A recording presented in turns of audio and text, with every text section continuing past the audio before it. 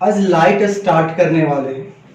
तो लाइट में जो ये पढ़ाने जा रहे हैं ये आईआईटी फाउंडेशन सीरीज का है, जिसमें एक बुक आती है पीयर्सन, उसका रेफरेंस लेकर के, साथ ही साथ सीबीएसई बोर्ड के लिए भी है। तो उसको हम लोग आज से स्टार्ट कर रहे हैं, जिसमें आज लाइट का होगा फर्स्ट पार्ट। तो आईआईटी फाउंडेशन का 7 लेक्चर ऑलरेडी हो चुका था, जिसमें यूनिट एंड डायमेंशन पढ़ रहे थे, ठीक है। और उसके बाद आज स्टार्ट कर रहा हूँ पार्ट 1 लाइट। ऑप्टिक्स के अंतर्गत ही आता है लाइट। तो ऑप्टिक्स में 2 पार्ट होते हैं। एक पार्ट होता है ज्योमेट्रिकल ऑप्टिक्स,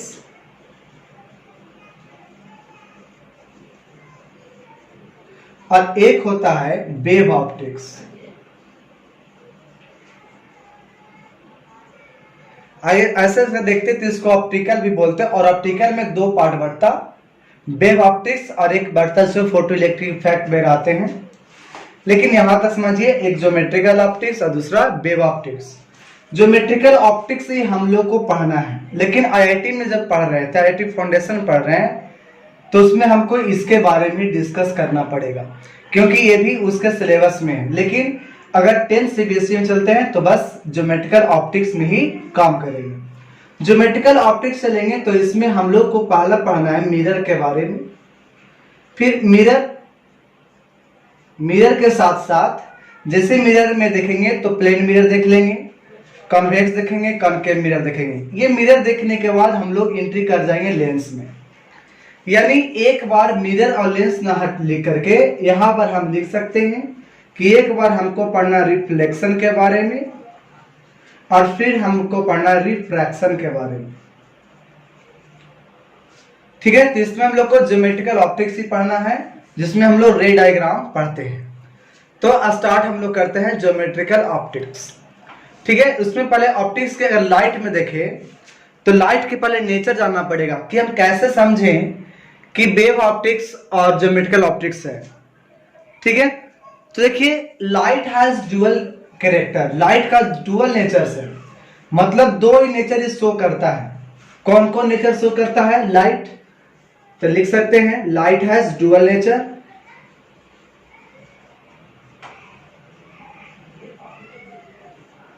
ड्यूअल नेचर, जिसमें फर्स्ट है पार्टिकल नेचर,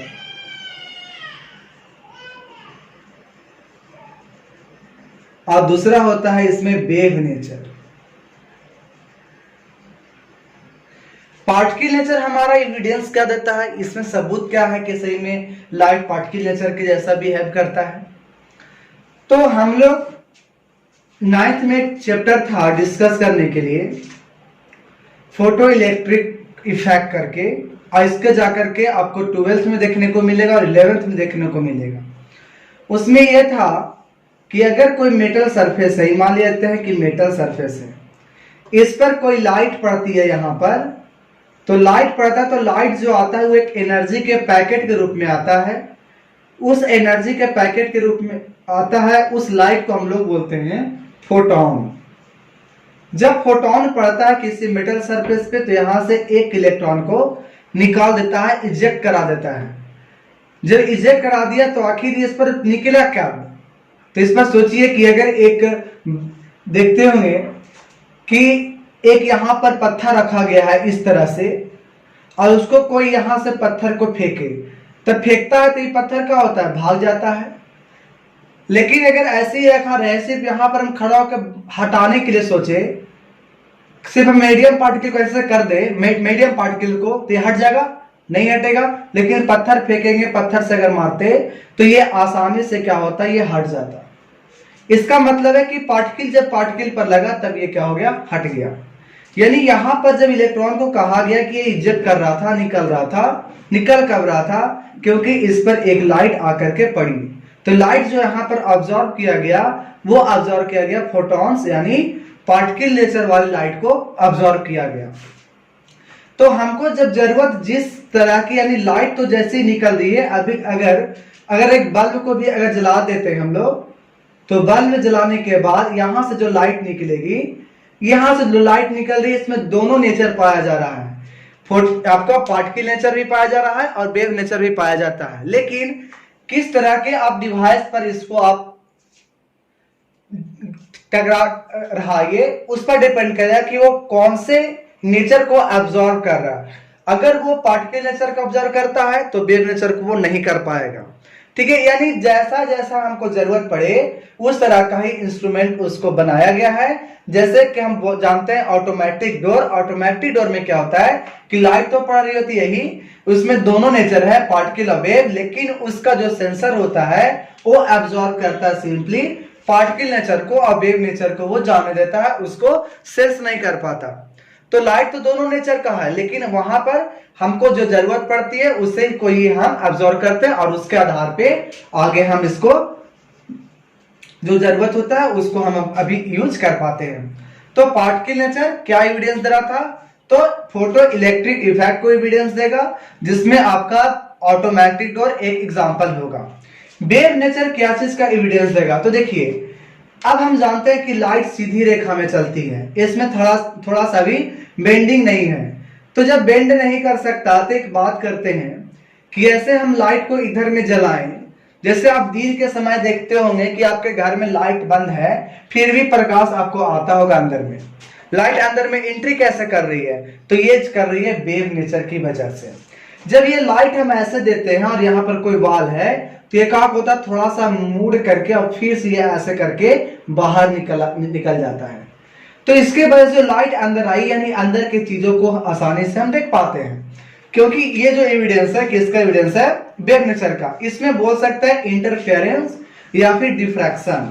इसके एग्जांपल में कौन आ जाएंगे, इंटरफेरेंस। इंटरफेरेंस क्या होता है उसको देखते हैं।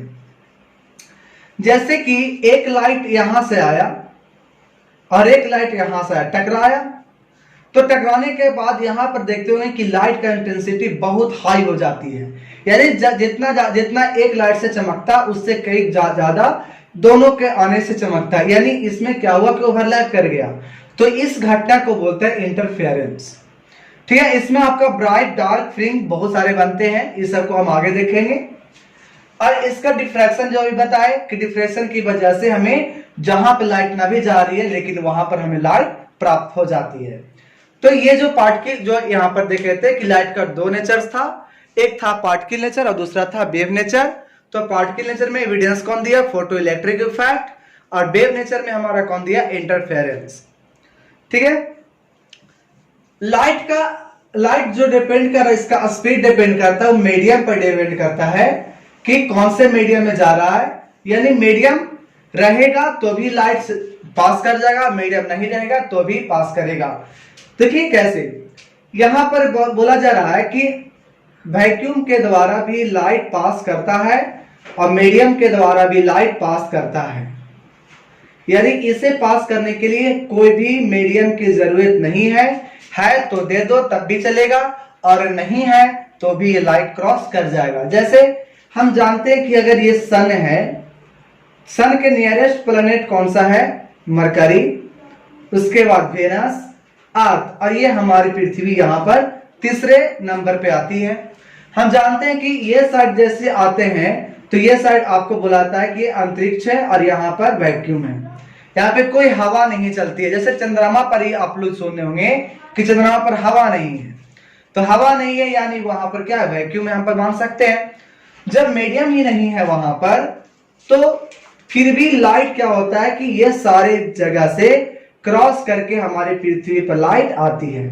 इसका मतलब, और जैसे ही यहाँ पृथ्वी के एटमॉस्फेयर में इंटर करता है तो एटमॉस्फेयर में तो हवा है, मीडियम पार्टिकल्स है, वहां पे कोई डस्ट पार्टिकल भी होगा, तो यहाँ पर लाइट अंतरिक्ष से यानी वैक्यूम से होते हुए भी और यहाँ मीडियम से होते हुए भी और तब हमारे पृथ्वी पर पहुंचती है। इसका मतलब मीडियम नहीं भी थी तब भी लाइट क्रॉस कर रही थी और मीडियम था तब भी लाइट आ रहा था। मतलब ये मीडियम दो या ना दो कोई प्रभाव नहीं पड़ेगा, यानी इसको चलने के लिए मीडियम की जरूरत नहीं है।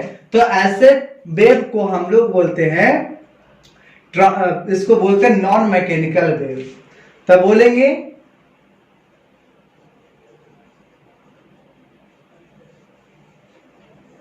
कि लाइट जो होता है एक नॉन मैकेनिकल वेव है। लाइट का जो उद्गम हुआ है वो आपका इलेक्ट्रिक फील्ड और मैग्नेटिक फील्ड दोनों को मिलने से एक लाइट जनरेट हुई थी। उसी उसी को हम लोग लाइट बोले, यानी दोनों के हेल्प से बना। और लाइट जो चलता है वो इसके परपेंडिकुलर में चलता है, इसलिए हम इसको बोलते हैं कि इलेक्ट्रोमैग्नेटिक वेव के नाम से भी बोल सकते हैं।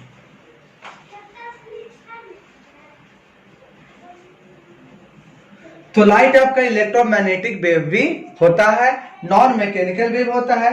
एक प्रकार का और इसका हम वेव बोलते हैं जिसको बोलते हैं ट्रांसवर्स वेव। ठीक है, तो लाइट में देखे तो इसका पहले देखे कि दो नेचर होता है, एक पार्टिकल नेचर और दूसरा वेव नेचर।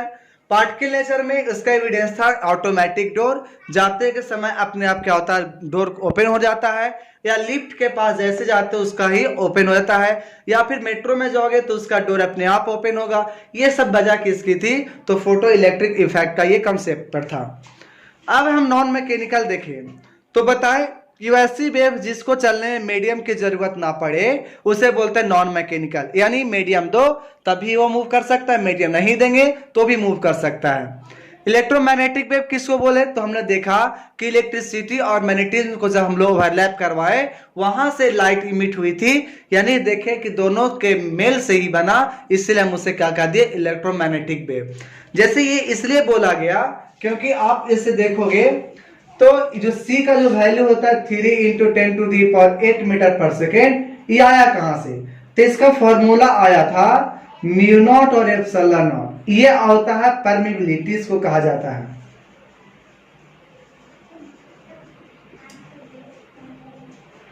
ऐसे कहा था परमिटिविटी। ये आता है इलेक्ट्रिसिटी से और ये आता है मैग्नेटिज्म से। तो ये दोनों को जब कांस्टेंट को गुना करते हैं तो हमारा वैल्यू निकल करके इतना आता है। म्यू नॉट का वैल्यू कितना होता है? तो इसको देखोगे तब 4 पाई इंटू 10⁻⁷ और एप्सिलॉन नॉट का देखोगे तो 8.85 और 10⁻12 आता है। जब दोनों को कैलकुलेशन करने के बाद, वैल्यू रखने के बाद, रूट निकालने के बाद देखते हैं तो इतना आ जाता है। और सारे को यूनिट जब कट करते हैं तो काट छाट के कितना आएगा? मीटर पर सेकेंड। और तब कहते हैं कि ये तो स्पीड ऑफ लाइट के बराबर हो गया। तो इसीलिए ये इलेक्ट्रोमैग्नेटिक वेव हो गया। ट्रांसवर्स वेव क्या होता है? तो इसमें मीडियम पार्टिकल जो होते हैं वो वेव का तो डायरेक्शन हो जाएगा ऐसे ऐसे, हमेशा आगे की ओर बढ़ेगा, लेकिन मीडियम पार्टिकल इसमें क्या होता है? बस इसका अप एंड डाउन चलेगा। तो ऐसे में यानी वेव चले इधर और मीडियम पार्टिकल अगर डायरेक्शन हो वेव के डायरेक्शन के परपेंडिकुलर, तब उस केस में हम इसको बोलते हैं ट्रांसवर्स वेव। तो यहां पर लाइट ट्रांसवर्स वेव होता है, लेकिन लॉन्गिट्यूडनल वेव्स कौन होंगे? साउंड। तो साउंड को बोलते हैं लॉन्गिट्यूडनल वेव्स। मैकेनिकल वेव होता है क्योंकि साउंड तब चलती है जब उसको हम लोग मीडियम देते हैं, लेकिन यहां पर लाइट को मीडियम की जरूरत नहीं थी। ये इलेक्ट्रोमैग्नेटिक वेव है और फिर ट्रांसवर्स वेव है। कौन? लाइट। तो लाइट कितने नेचर का होते हैं? दो नेचर। चलिए अब हम लोग कुछ फॉर्मूला हम लोग चलते हैं, डायरेक्ट स्टार्ट करते हैं reflection of light.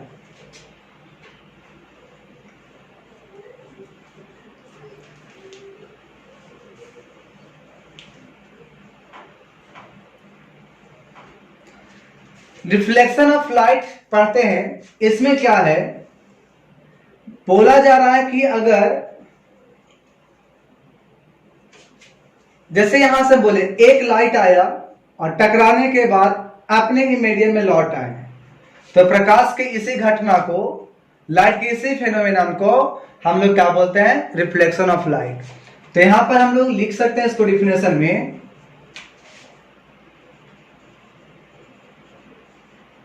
when light goes from one medium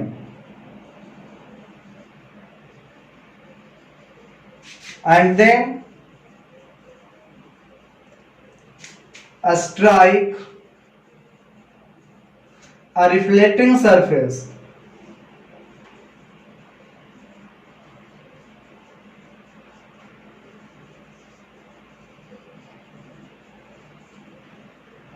surface, then return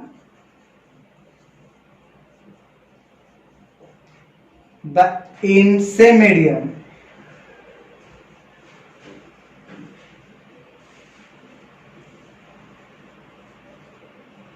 called reflection of light.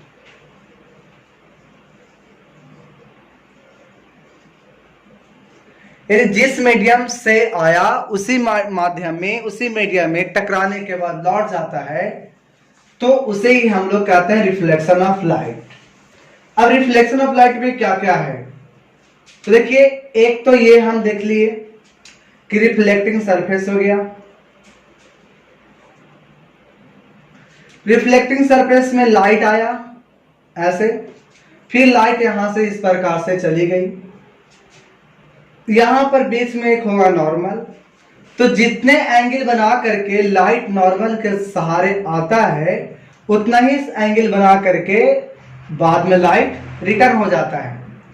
तो ये जो लाइट इंसिडेंट कर रहा था कि इस पे रिफ्लेक्टिंग सरफेस पे, तो इसे कहा जाता है इंसिडेंट लाइट, और इसे कहा जाएगा रिफ्लेक्टेड लाइट।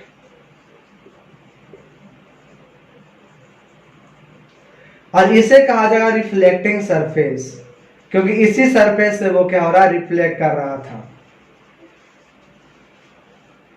इसे बोलते हैं एंगल ऑफ इंसिडेंस।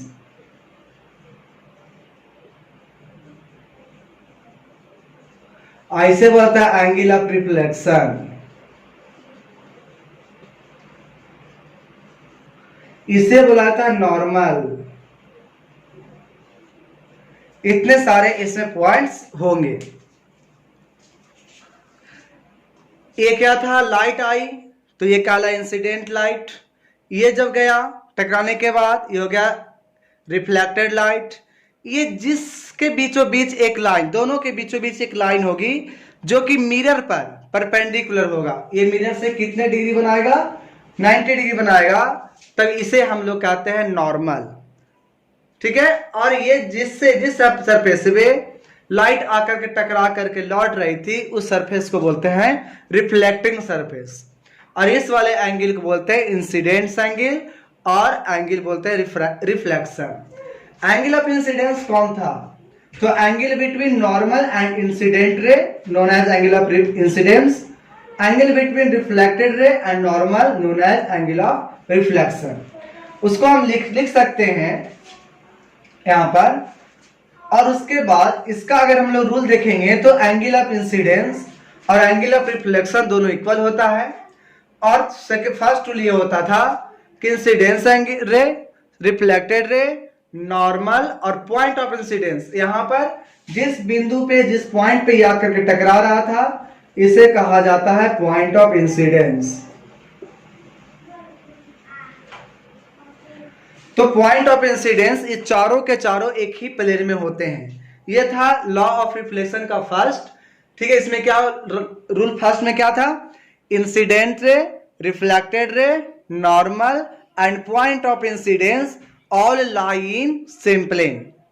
उसके बाद second rule, angle of incidence is angle of reflection, second rule. ठीक है। तो एंगल ऑफ इंसिडेंस किसको कहें, तो angle between incidence ray and normal known as angle of incidence, reflected ray and normal known as angle of reflection. ये जो angle यहां पर होता है कि रिफ्लेक्टिंग सरफेस और इंसिडेंस रे के बीच का एंगल को बोलते हैं ग्लांसिंग एंगल ऑफ इंसिडेंस।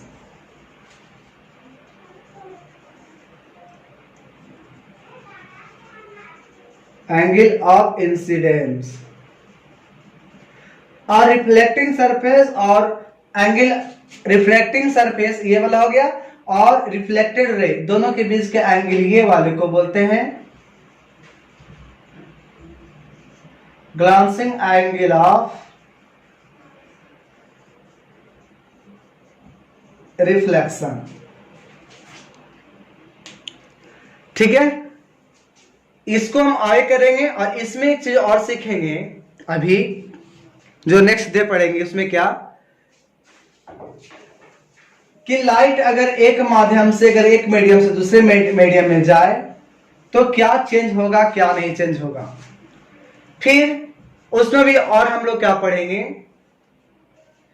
कि कौन से कलर का वेवलेंथ ज्यादा होगा, कौन से कलर का रिफ्रैक्टिव इंडेक्स ज्यादा होगा, ये सभी हमको इसी में डिस्कस करना है। तो आज का इतना ही तक रहने देते हैं और हम लोग नेक्स्ट डे स्टार्ट करेंगे, इसके आगे कंटिन्यू करेंगे और आपको सारे लेक्चर्स इसी प्लेटफॉर्म पे क्रम बाय क्रम मिलते जाएंगे। ठीक है।